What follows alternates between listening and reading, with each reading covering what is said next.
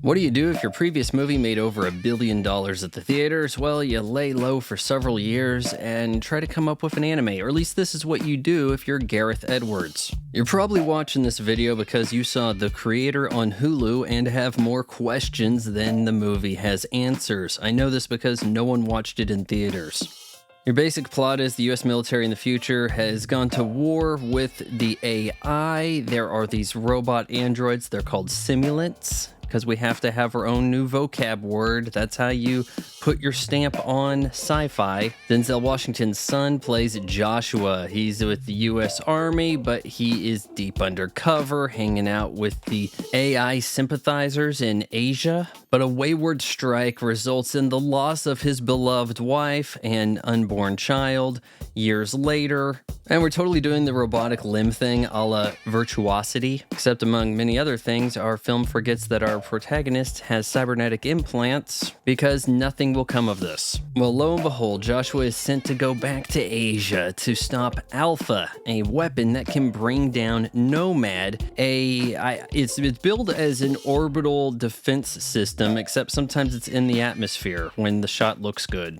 And now's as good of time as any to bring up the look of The Creator. It is shot on prosumer $4,000 Sony digital camcorders. This does make for an image with a lot of noise, but it looks like film convincingly enough, and I think it's fitting for this sort of unclean cyberpunk future. And despite having a pretty modest budget by today's standards, I'd say the majority of effects in The Creator are leaps and bounds better than found in the Marvel Cinematic Universe. Well, this mission goes belly up because Joshua decides not to destroy the weapon. It's in the form of a small simulant child, whom Joshua deems Alfie. Yes, we are bringing the critical drinkers, the girl who is the key to everything, to fruition. So, of course, Joshua and Alfie are now on a cat and mouse chase. We have simulant police of the area hunting for them. We have the US Army hunting for them. Look, we need to accept that there's going to be a lot of movies inspired by the Terminator, one way or the other. In this case, it's as though the audience is supposed to be rooting for Skynet, because the American forces are bad, evil white people.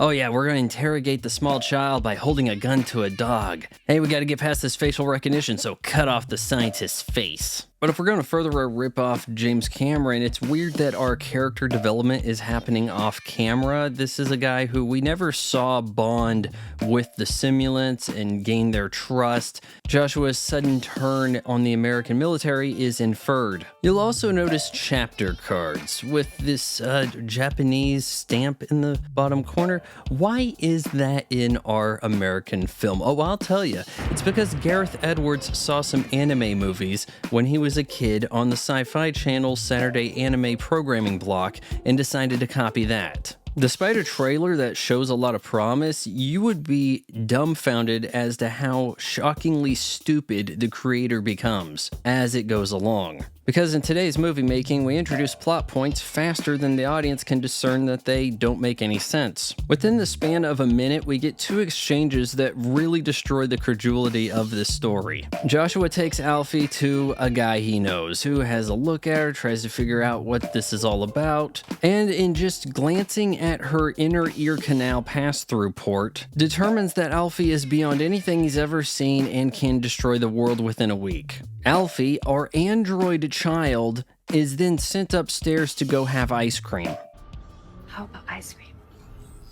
I agree with you. I wish I was making this shit up. But in our lack of concern for actual world building, we treat all of these simulants as though they are humans. They have a very human face. Now the side of their head, not so much. Why is there no effort whatsoever to present a human facade in the profile view? Nailing down the aesthetics of human ears can't be more difficult than perfecting human eyes. Of course, Joshua and Alfie meet up with the resistance, and there is an interesting thing that occurs where the American military has a portable unit that can take a deceased person and put their brain patterns in a simulant for at least a few seconds, kind of be like, hey, where were they going? You only have 10 seconds to tell me. But the limitations of this quickly get abandoned. And I think it's because our film has no idea how to address the simulants. How can they possibly be AI-controlled androids possessing no superhuman strength, agility, jumping ability, or even knowledge? We even catch a moment where one is sleeping, and okay, let's pretend like your cell phone has to charge. Why is it fidgeting in its sleep like a human? But Vaughn, that's the whole point. The simulants are supposed to be just like you and me, and then you're supposed to see all the racism analogies. Look, things just get so batshit insane, I have to go into some heavy spoilers here. Well, we finally meet up with the eponymous creator, who just so happens to be Joshua's comatose wife, played by that gal from the Eternals with no facial expressions.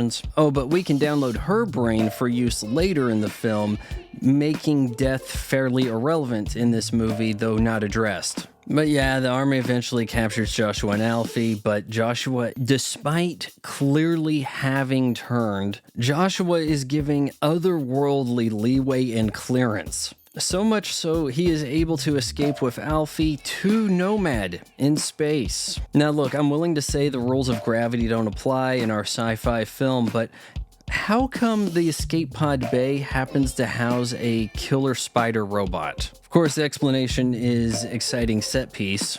I about forgot to mention what makes Alfie such a special weapon. If she puts her hands together and concentrates, it's like she can make a focused EMP, temporarily shutting down electronic devices in her immediate vicinity, but only as long as she concentrates. Why, it's no wonder the US Army was so concerned. With the power of Deus Ex Machina, this little simulant girl could eventually control minds, the media, influence elections. Alfie escapes, Joshua stays behind, embraces with simulant wife. With Nomad destroyed, it's inferred that White Man Bad loses, and the audience is left wondering, okay, so do Tomahawk missiles not exist? Because it seems like all Nomad did was just fire a missile from space, like we have the capability to fire missiles already. The creator is a bastardized version of Sci-Fi we've seen done better, with a lifeless anime pastiche. I give the creator 1.5 out of 4 stars.